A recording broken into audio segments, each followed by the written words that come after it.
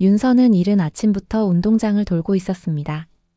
새벽 안개가 채 걷히지 않아 바닥은 촉촉했고 운동화 끝엔 이슬이 번져 있었습니다. 그녀는 일정한 호흡으로 리듬을 유지했고 불필요한 생각은 허용하지 않았습니다. 오직 반복된 훈련만이 머릿속을 채우고 있었고 그 정적은 오히려 안도감을 주었습니다. 윤서는 소방학교 실습생이었습니다. 25의 나이에 입교를 결정한 이유는 주변 누구에게도 말하지 않았습니다. 같은 반 동기들 사이에서는 성실하고 조용한 사람 정도로 인식되고 있었고 특별한 일 없이 하루하루를 반복하고 있었습니다. 윤서의 이력서 맨 하단에는 짧은 한 줄이 있었지만 누구도 깊이 묻지는 않았습니다. 부친 한주영 직업 소방공무원 순직. 아버지는 윤서가 3살이 되던 해 한 화재 현장에서 목숨을 잃었다고만 알려져 있었습니다. 어머니는 그날에 대해 거의 말한 적이 없었고 윤서 역시 그것을 당연하게 받아들이며 성장해왔습니다. 아버지의 기억은 희미했습니다. 윤서는 사진 몇 장과 졸업앨범, 상장 같은 것들 속에서 그 사람의 존재를 겨우 짐작할 수 있을 뿐이었습니다. 어머니는 생전에 아버지가 찍은 사진을 모두 정리해두었고 윤서가 어릴 적 그 흔적에 다가가려고 할 때마다 조용히 가로막았습니다. 그 태도는 다정하다기보단 조심스럽고 때로는 차가웠습니다. 그날도 윤서는 특별한 이유 없이 보관실 정리에 배정되었습니다. 다른 학생들이 현장 체험이나 병원 실습을 떠난 시간, 그녀는 오래된 문서들이 쌓인 창고 같은 공간으로 향했습니다. 습한 공기와 쌓인 먼지가 코를 찔렀고 창문은 작고 먼지로 흐려져 있었습니다. 정리 대상은 2010년 이전의 출동 기록들. 대부분 종이 문서였고 손글씨가 섞인 문서들도 많았습니다. 윤서는 장갑을 끼고 서랍 하나씩 꺼내기 시작했습니다. 구조 요청서, 초기 진압 보고서, 피해 상황 요약, 사진, 당시 신문 기사까지 섞여 있었고 일부는 이미 곰팡이로 훼손되어 있었습니다. 그녀는 서류 하나하나에 의미를 두지 않고 효율적으로 분류하며 작업을 이어갔습니다. 하지만 철제 서랍 하나가 눈에 걸렸습니다. 맨 아래 칸, 다른 서랍과 달리 자물쇠가 잠겨 있었고 오래된 녹 자국이 문틈에 드러나 있었습니다. 윤서는 도구를 가져와 조심스럽게 열었습니다. 손잡이가 조금씩 벌어지며 금속 마찰음이 들려왔고 안쪽에는 오래된 나무 상자 하나가 놓여 있었습니다. 상자 안에는 오래된 수첩 몇 권과 낡은 카세트 테이프 하나가 들어 있었습니다. 비닐에 쌓인 테이프 표면에는 희미하게 날짜가 적혀 있었지만 숫자는 거의 지워진 상태였습니다. 수첩은 모두 소방대 내부 메모장처럼 보였고 누군가의 필체로 짧은 메모와 현장 요약이 적혀 있었습니다. 그중 하나의 수첩에서 윤서는 낯익은 이름을 발견했습니다. 한주영. 그 이름은 자신에게 남겨진 유일한 아버지의 이름이었습니다. 날짜는 2000년 3월 7일, 장소는 서울시 민이구. 기록에는 이렇게 적혀 있었습니다. 2000년 3월 7일 사구역 주택가 화재 구조. 대상 3세 여아 구조자 한주영 구조 후 사망. 순식간에 여러 감각이 정지되었습니다. 윤서는 수첩을 내려놓고 손을 가만히 모았습니다. 떨리는 기색은 드러내지 않으려 애썼지만 심장은 점점 더 빠르게 뛰기 시작했습니다. 그녀는 머릿속으로 다시 그 문장을 되뇌었습니다. 구조 대상은 3세 여아. 이름은 적혀 있지 않았고 구조자는 아버지. 날짜는 3월 7일. 그리고 3월 7일은 그녀의 생일이었습니다. 우연일 수도 있었지만 이상하게 가슴 깊은 곳에서 끈적한 불안감이 피어올랐습니다. 수첩의 페이지를 넘겨도 그 외의 정보는 없었고 다른 기록은 존재하지 않았습니다. 그날 저녁 윤서는 식탁에 앉아 어머니의 얼굴을 마주했습니다. 말없이 숟가락을 들고 있었고 그녀는 조심스럽게 이야기를 꺼냈습니다. 아버지에 대해 알고 싶다고 말한 건 오랜만이었습니다. 하지만 어머니는 아무 말도 하지 않았습니다. 숟가락을 내려놓은 채 시선을 피한 얼굴에는 익숙한 표정이 떠올랐습니다. 외면, 침묵, 그리고 어딘가에 감춰진 고통. 그녀는 더 묻지 않았습니다. 방으로 돌아와 가방에서 카세트 테이프를 꺼냈고 손에 든 채 한참을 바라보았습니다. 재생 버튼을 누르진 않았습니다. 다만 안에 담겨 있을지도 모를 이야기와 아직 밝혀지지 않은 연결의 조각들을 조용히 마주하고 있었을 뿐이었습니다. 윤서는 그날 아침 유난히 일찍 보관실에 도착했습니다. 전날 밤부터 손에서 내려놓지 않았던 테이프 하나를 조심스럽게 품에 안은 채였습니다. 창고 특유의 눅눅한 공기와 문을 열 때마다 느껴지는 미세한 바람, 아무도 없는 새벽의 적막함이 오히려 그녀를 안정시키는 듯 보였습니다. 책상 위에 놓인 작은 휴대용 카세트 플레이어를 꺼내는 손끝에는 어제와는 달리 묘한 긴장감이 실려 있었습니다. 망설임은 짧았지만 분명히 존재했고 그 사이로 되뇌는 질문은 단 하나였습니다. 왜 이름이 적혀 있지 않았을까? 수첩에서 읽은 그 짧은 문장. 구조 대상은 3세 여아, 이름은 미상. 구조자는 한주영. 그 정보들 사이에는 너무 많은 공백이 있었습니다. 그리고 그 공백은 윤서 스스로가 채워야 할 것이었습니다. 테이프를 기기에 삽입하고 재생 버튼을 눌렀습니다. 처음 몇 초간은 아무 소리도 들리지 않았고 윤서는 그것이 고장이 아닐까 싶어 고개를 기울였습니다. 곧 이어 미세한 잡음과 함께 낯선 숨소리가 들려오기 시작했습니다. 그리고 그 숨소리는 무전기의 교신음과 겹쳐지며 점차 또렷해졌습니다.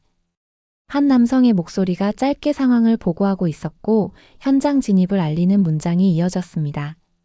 목소리는 약간 거칠고 숨이 차 있었지만 윤서의 귀에는 어딘지 익숙한 울림처럼 느껴졌습니다.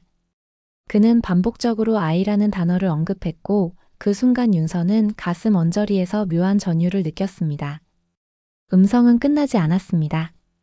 불길 속 상황, 시야 제로, 구조대 요청, 그리고 그 사이사이 무전기 너머로 들려오는 다른 사람들의 명령이 섞여 있었습니다. 하지만 그 누구보다도 선명했던 건 테이프 후반부에서 들려온 단 한 문장이었습니다. 이 아이 내가 데리고 나가야 합니다. 문장이 완성되기도 전에 테이프는 다시 잡음으로 돌아갔고 윤서는 재생 버튼을 꾹 누른 채 그 마지막 말에 집중했습니다. 그 짧은 순간 그녀는 자신이 들어야 할 이야기를 들은 듯한 감각에 사로잡혔습니다. 그것은 단순한 구조 보고가 아니었습니다. 누군가의 절실함, 생명을 대하는 방식, 그리고 어딘가에 묻혀있던 가족의 울림이었습니다. 테이프를 꺼내 다시 비닐에 싸며 윤서는 자신의 이름이 적혀있지 않았던 그 문서가 오히려 더 많은 것을 말해준다는 생각을 했습니다. 이름 없이 구조된 3세 여아. 3월 7일 자신의 생일. 그리고 구조자는 아버지. 의심은 사실 너무 오래전부터 시작되고 있었는지도 모릅니다. 단지 그것을 확인할 용기와 기회가 없었을 뿐이었습니다. 그리고 지금 눈앞에 놓인 이 테이프는 그 의심을 짙은 색으로 굳히고 있었습니다.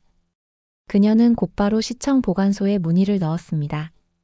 2000년 3월 7일 화재 사건에 대한 공식 보고서를 확인하고 싶다는 요청이었고 예상보다 빠르게 허가가 떨어졌습니다.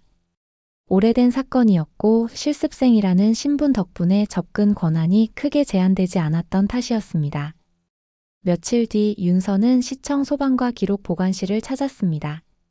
관리 담당자는 별다른 관심 없이 디지털 파일이 담긴 폴더를 열어주었고 윤서는 스스로의 손으로 해당 날짜를 검색했습니다. 그리고 정확히 그 날짜, 정확히 그 장소, 정확히 그 이름을 확인했습니다. 한주영 구조자 순직, 그리고 구조 대상자 한윤서 생존 확인. 그 순간 윤서는 모든 의심이 하나의 결론으로 이어지고 있다는 걸 느꼈습니다. 자신은 구조된 아이였습니다. 그리고 아버지는 그녀를 구하고 죽었습니다. 단지 누구도 그것을 말해주지 않았을 뿐이었습니다.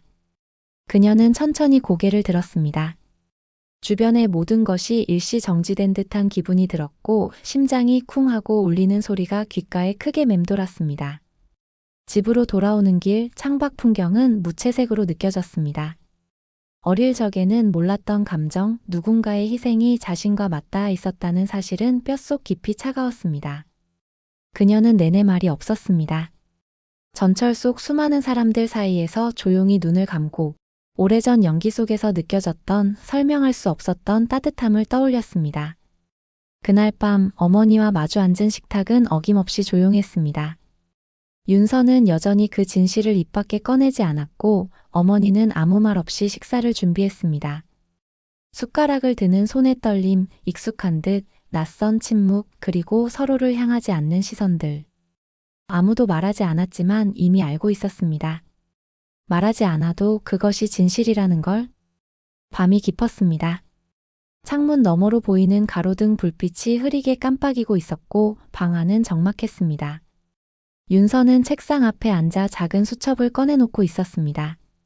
몇 시간 전 시청 보관소에서 받아온 보고서 사본은 이미 수차례 넘겨봤지만 여전히 믿기 어려운 문장 하나가 눈앞을 떠나지 않았습니다. 구조 대상자 한윤서, 구조자 한주영 상태 구조 후 순직. 가장 단단하다고 믿었던 시간의 틈 사이로 진실이 새어나오고 있었습니다. 자신이 구조된 아이였다는 사실. 아버지가 자신의 생명을 위해 목숨을 걸었다는 기록. 그리고 그 누구도 단 한 사람도 이 사실을 말해주지 않았다는 점. 윤서는 손끝으로 문서 위를 천천히 쓸었습니다. 딱딱한 종이의 질감이 유난히 거칠게 느껴졌고 심장은 아까보다 더 조용히 그러나 무겁게 뛰고 있었습니다. 무엇보다 감당하기 힘들었던 건 이 모든 사실이 침묵 속에 감춰져 있었다는 것이었습니다. 그녀는 그동안 한 번도 의심해보지 않았습니다. 아버지의 순직은 먼 이야기였고 자신은 그저 남겨진 가족의 일부였습니다. 어릴 적 간간히 들리던 이야기들도 조각조각 나뉘어 있었고 어머니는 언제나 말없이 넘어갔습니다. 그리고 지금 자신이 그 사건의 중심에 있었다는 사실은 평생 믿어왔던 삶의 구조를 산산이 부수고 있었습니다. 문을 두드리는 대신 윤서는 조용히 거실로 나왔습니다. 어머니는 식탁에 앉아 차를 마시고 있었습니다. 한쪽 손에는 찻잔이 있었고 다른 손은 무릎 위에서 가만히 떨고 있었습니다. 그녀는 조용히 앉았습니다. 입을 열진 않았지만 묻고 싶은 말이 얼굴에 드러나 있었습니다. 어머니는 눈을 마주치지 않은 채 찻잔을 다시 입에 댔습니다. 그러다 한참을 머무시다가 찻잔을 내려놓고 고개를 떨궜습니다. 언제 알았니? 조용한 목소리였습니다.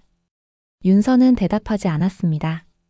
대신 가방에서 수첩과 보고서를 꺼내 식탁 위에 올려두었습니다. 페이지가 바람에 조금 들썩였고 어머니의 손이 그 위에 천천히 얹혔습니다. 손끝이 떨렸습니다. 그런 건 몰라도 되는 거였어.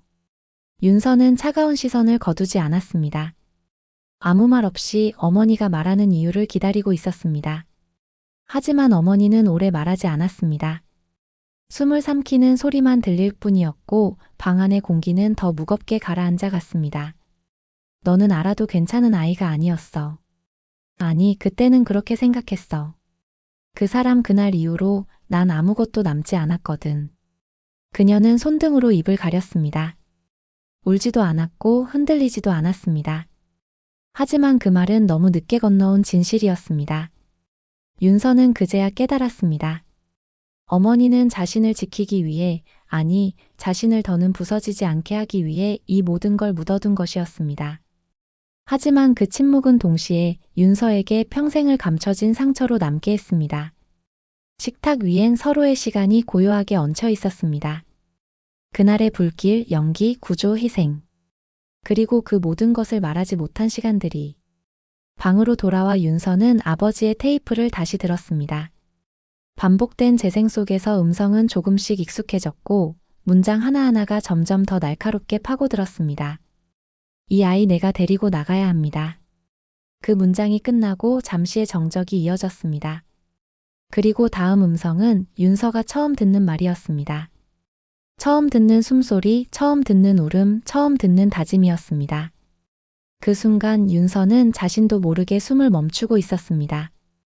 아버지의 마지막 목소리는 흔들리지 않았습니다. 그는 누군가를 위해 싸우고 있었고 그 싸움의 끝은 자신에게로 이어졌습니다. 눈물이 흘러도 소리는 나지 않았습니다. 다만 가슴 안에서 쿵쿵거리는 울음이 윤서를 붙잡고 있었습니다. 평생을 알지 못했던 사랑, 받아들이지 못했던 고통, 그리고 너무 늦게 도착한 진심. 침묵 속에서 윤서는 처음으로 아버지를 느끼고 있었습니다. 윤서는 그날 이후로 아침마다 보관실 앞을 서성였습니다. 마치 익숙한 의식을 치르듯 무릎을 굽히고 먼지를 털고 손에 남은 흔적을 확인한 뒤 조용히 문을 열었습니다. 방 안에 놓인 기록들과 문서들 한 장 한 장이 이제는 과거의 유산처럼 느껴졌습니다. 그 속에서 그녀는 한주영이라는 이름을 다시금 조심스럽게 꺼내 들었습니다. 아버지가 소속되어 있었던 지역대는 119 안전센터였습니다. 그녀는 교육실습 담당 교관의 협조를 받아 과거 해당 센터에서 근무했던 소방관 명단 일부를 확인했고, 그중 강문철이라는 이름이 오래된 명단 맨 아래에 적혀 있었습니다. 비고란에는 현재 퇴직 외부 연락 불가라는 짧은 메모가 덧붙여져 있었지만, 윤서는 그 이름을 따로 수첩에 옮겨 적었습니다. 아버지와 함께 근무했던 사람. 어쩌면 마지막 순간을 함께 했을지도 모르는 단 하나의 생존 증인. 그는 지금 어디에 있을까? 그리고 그에게 묻는다면 아버지는 어떤 사람이었을까? 윤서는 며칠 후 해당 지역의 소방안전센터를 직접 방문했습니다. 접수 창구에서 실습생임을 밝히고 예전 직원 기록을 찾고 있다고 조심스럽게 요청했습니다. 직원은 처음엔 곤란하다는 듯 고개를 저었지만 윤서가 손에 쥔 수첩 속 기록과 순직 소방관 관련 요청이라는 말을 덧붙이자 표정이 누그러졌습니다. 강문철 씨요, 그분 몇 년 전에 퇴직하셨죠. 지금은 고향 쪽으로 내려가신 걸로 알고 있어요. 윤서는 그의 고향 주소를 확보하는 데까지 며칠을 더 기다려야 했습니다. 복잡한 절차와 보안 규정 탓에 실습생 신분으로는 제한적인 정보만 허용되었습니다. 그 사이 윤서는 몇 번이나 자신에게 물었습니다. 이걸 알아야 할 이유가 있는지, 기억하지 못했던 과거를 굳이 끄집어내야 할 필요가 있는지. 그러나 매일 저녁방 안에서 반복되는 테이프의 목소리는 그런 생각들을 조용히 덮어버렸습니다. 이 아이 내가 데리고 나가야 합니다. 단 하나의 문장. 단 한 사람의 목소리. 그 목소리를 이해하지 않고는 자신도 앞으로 나아갈 수 없다는 걸 윤서는 깨닫고 있었습니다. 며칠 뒤 윤서는 고향 주소가 적힌 서류를 손에 넣었습니다. 주소지는 멀지 않은 시골 마을이었고 오래된 산촌마을이라는 단서가 덧붙여져 있었습니다. 그녀는 휴가를 신청했고 가방에는 수첩과 테이프 그리고 몇 장의 복사본을 챙겨 넣었습니다. 버스는 도로를 따라 천천히 움직였고 창밖의 풍경은 점점 푸르게 물들어갔습니다. 윤서는 이어폰을 꽂고 녹음된 테이프를 다시 재생했습니다. 익숙한 무전음과 그 뒤를 잇는 목소리. 그 목소리는 더 이상 낯설지 않았습니다. 되려 그녀는 그 속에서 묘한 따뜻함을 느끼고 있었습니다. 오후 무렵 윤서는 목적지에 도착했습니다. 마을은 조용했고 사람들의 발자국 소리조차 거의 들리지 않았습니다. 한적한 골목 끝 회색 슬레이트 지붕 아래 작은 집이 있었고 우편함 옆 명패에는 강문철이라는 이름이 적혀 있었습니다.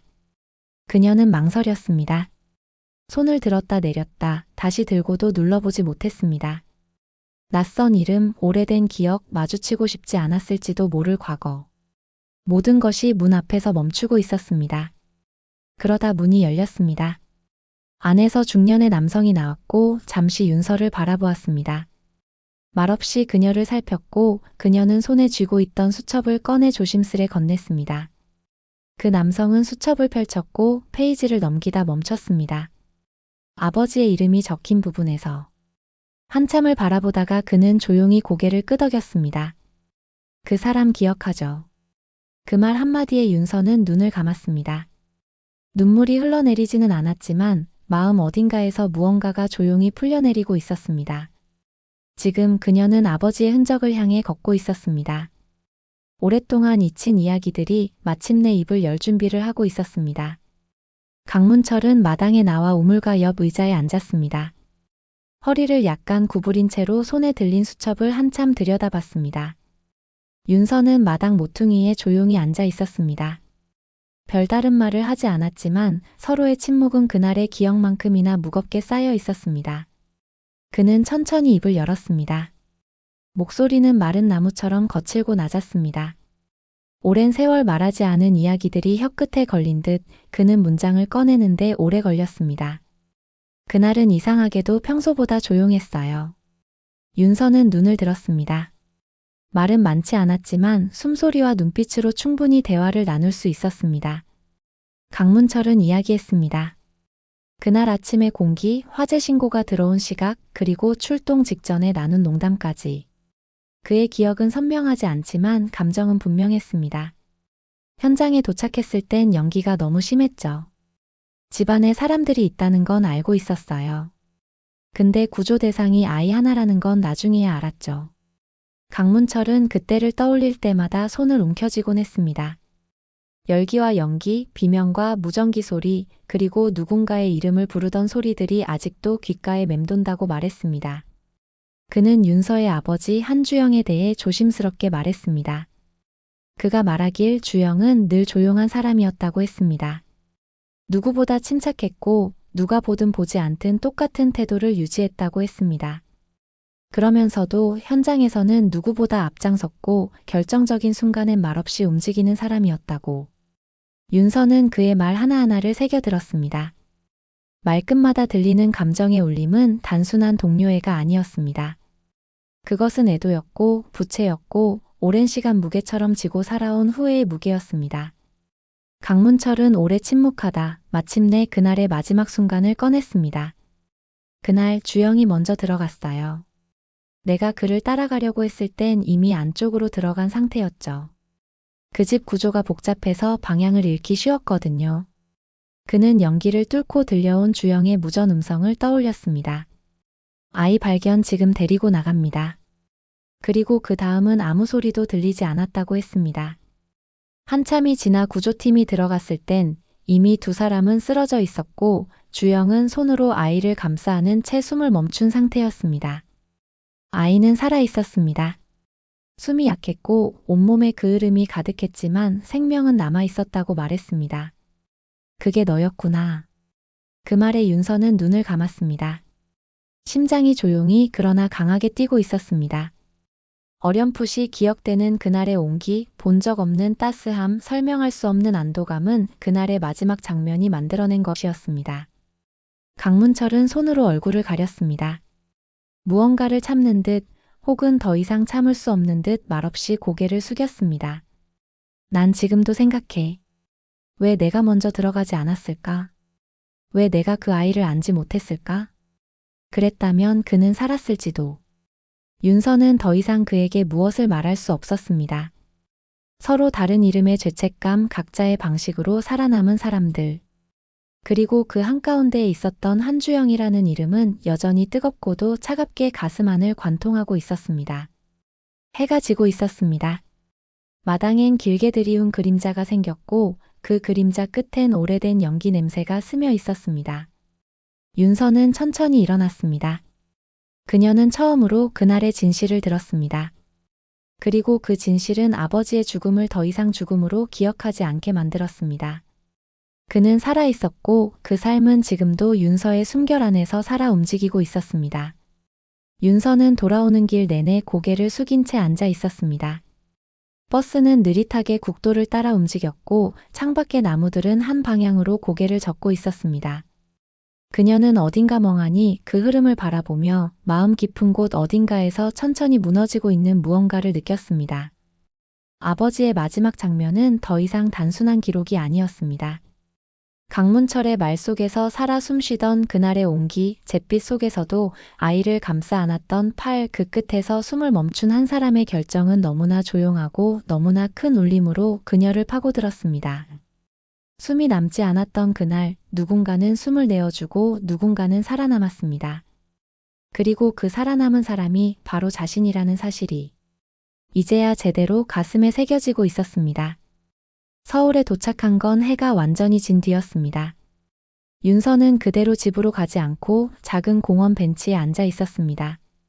손에는 테이프 플레이어가 있었고 이어폰을 다시 귀에 꽂았습니다.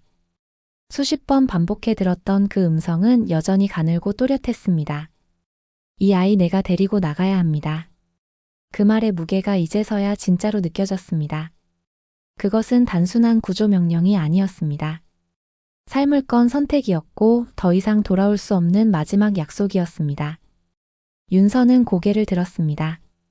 공원 한켠에 작은 조명이 흔들리고 있었고 바람에 나뭇가지가 약하게 부딪히는 소리가 들렸습니다. 그 소리들이 마치 누군가의 기척처럼 느껴졌고 그녀는 입술을 깨물었습니다. 아버지는 윤서를 선택한 것이 아니라 살아야 하는 누군가를 구하려 했던 것이었습니다. 그리고 그 누군가가 우연히 자신이었던 것뿐이었습니다. 하지만 그 우연이 지금까지의 인생을 만들어 왔습니다. 지금의 이름, 지금의 숨결, 지금의 자신 전부를. 그녀는 처음으로 자신이 살아있다는 것의 의미를 되짚었습니다. 자신이 받은 숨 하나하나가 누군가의 마지막에서 비롯된 것이었음을. 그리고 그걸 모르고 살아온 시간이 그 어느 때보다 선명하게 아프게 다가왔습니다. 집으로 돌아와 방에 들어섰을 때 어머니는 거실 불을 끄지 않고 소파에 앉아 있었습니다. 아무 말 없이 눈을 들던 그 눈빛은 며칠 전보다 더 깊고 더 불안정했습니다. 윤서는 말없이 어머니 맞은편에 앉았습니다.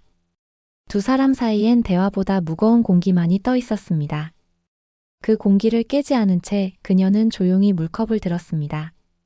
아버지에 대해 말해주세요. 그 말은 간청이 아니었습니다. 명령도 아니었습니다. 그냥 너무 오래 묻혀있던 질문이 마침내 입 밖으로 나온 것이었습니다. 어머니는 대답하지 않았습니다. 다만 그 말의 여운이 방 안 어딘가에 떠 있었고 윤서는 그것만으로도 충분하다고 생각했습니다. 이제부터는 자신이 알아가야 할 이야기라고. 자신이 직접 기억과 흔적을 따라가며 숨이 남은 자리를 하나씩 들여다볼 것이라고. 윤서는 오래된 옷장을 열었습니다. 그 안엔 계절 지난 옷들과 상자 몇 개, 그리고 한쪽 벽에 걸려있는 낡은 옷이 있었습니다. 어머니는 여전히 말이 없었지만 방 안의 공기에서 그녀는 허락을 느낄 수 있었습니다. 그녀는 천천히 팔을 뻗어 그 옷을 꺼냈습니다. 무게는 가벼웠지만 손끝에 닿는 감각은 묘하게 무거웠습니다. 소방서의 문장이 바랜 근무복 한 벌. 옷깃엔 아직도 연기 냄새가 옅게 남아 있었습니다.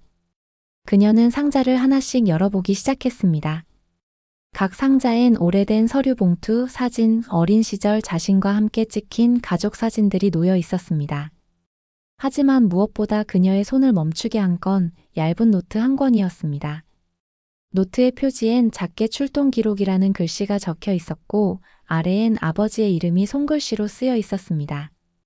페이지를 넘기자 과거의 날짜들과 간략한 메모들이 보였습니다. 민희동 화재 인명 구조 없음 무사 진압. 민희상가 화재 구조 1 연기흡입자 병원 이송. 하나하나 익숙한 듯 낯선 문장들이 조용히 그녀의 눈을 따라 흘렀습니다. 그러다 한 페이지에서 손이 멈췄습니다. 2000년 3월 7일. 그날은 바로 자신의 생일. 그리고 아버지가 순직한 날. 그 밑엔 단 하나의 문장만이 적혀 있었습니다. 구조자 한주영 구조 대상 한윤서 상태 보호 후 인계. 손글씨는 흔들려 있었습니다. 마치 급하게 그러나 절실하게 적힌 마지막 기록 같았습니다. 노트의 잉크는 이미 발에 있었지만 그 문장은 또렷하게 그녀를 관통했습니다. 그녀는 손을 떼지 못한 채 그대로 눈을 감았습니다. 긴 시간 동안 쌓여온 슬픔이 묘하게 가라앉는 기분이었습니다. 고통이 사라진 것은 아니었지만 이제는 그 고통이 자신을 찢지 않는다는 걸 느꼈습니다. 그녀는 방 안의 침묵을 가만히 들었습니다. 한참을 그대로 앉아 있었고 조용히 머리를 숙인 채 아버지의 기록을 두 손으로 감쌌습니다. 그 순간 어딘가 멀리서 아주 작은 바람소리가 들려왔습니다. 그건 아마도 착각이었을 것입니다. 하지만 그녀는 그 소리가 마치 누군가의 손길처럼 느껴졌습니다. 가볍고 조용한 그러나 따뜻한 숨결이 스쳐 지나가는 듯한 느낌. 방 안에는 빛이 들어오지 않았지만 그녀의 마음속엔 아주 작은 불씨 하나가 다시 살아나고 있었습니다. 불씨는 크지 않았습니다. 하지만 그것은 꺼지지 않았습니다. 그리고 아버지가 남긴 마지막 기록처럼 윤서의 가슴에도 이제는 사라지지 않을 무언가가 새겨지고 있었습니다. 며칠이 지났습니다. 윤서는 다시 평소의 일상으로 돌아가려 했었습니다. 실습이 끝나가고 있었고 복귀 보고서를 준비하느라 새벽까지 앉아있는 날이 많았습니다. 그러나 이전과는 달랐습니다. 기억의 무게는 여전히 존재했지만 이제 그것은 그녀를 짓누르지 않았습니다. 오히려 그 무게가 자신을 지탱하고 있다는 걸 느끼고 있었습니다. 그날 이후 어머니와의 대화는 많지 않았습니다. 하지만 두 사람 사이의 공기는 분명히 달라졌습니다. 조용한 식사 자리, 함께 마시는 차 한 잔, 예전 같으면 피했을 눈빛이 이제는 서로를 바라보는 용기로 남았습니다. 윤서는 아버지의 테이프를 서랍 깊숙한 곳에 넣어두었습니다. 더는 매일 듣지 않아도 그 목소리는 자신의 안에 고스란히 남아있다는 걸 알고 있었기 때문입니다. 그리고 어느 주말 아침 그녀는 다시 센터를 찾았습니다. 한켠에 오래된 기념관이 있었고 순직 소방관들을 기리는 작은 전시 공간도 마련되어 있었습니다. 그곳엔 아버지의 이름이 적힌 작은 명패가 있었습니다. 유리 진열장 안에는 당시 출동 기록, 그날의 사진, 그리고 짧은 추모 문장이 놓여 있었습니다. 생명을 품고 나간 사람, 그 불길 속에서 사랑을 남긴 사람. 윤서는 유리 너머로 손을 얹었습니다. 그 순간 손끝에 닿는 건 아무것도 없었지만 가슴 깊은 곳에선 아주 조용한 울음이 일고 있었습니다. 그건 슬픔이 아니었습니다. 그건 이해와 감정이 맞닿은 자리에서 비로소 흘러나온 눈물이었습니다. 그녀는 명패를 한참 바라보다 주머니에서 무언가를 꺼냈습니다. 자신의 이름이 적힌 그 구조기록 사본. 그것을 조용히 진열장 옆에 내려놓았습니다. 아버지의 기록 곁에 자신이 살아있음을 증명하는 기록을 함께 두었습니다. 살아있어요. 지금도 이렇게. 목소리는 작았지만 방 안의 공기에는 분명히 울림이 있었습니다. 그녀는 다시 돌아섰습니다. 발걸음은 조용했지만 발끝에 실린 감정은 명확했습니다. 그녀는 살아남은 사람이었습니다. 그리고 이제는 살아가는 사람이 되었습니다. 아버지의 숨이 닿았던 곳, 그 자리에 남겨진 불씨는 꺼지지 않았습니다. 이제는 그 불씨를 이어받아 그녀가 또 다른 삶을 밝혀야 할 차례였습니다.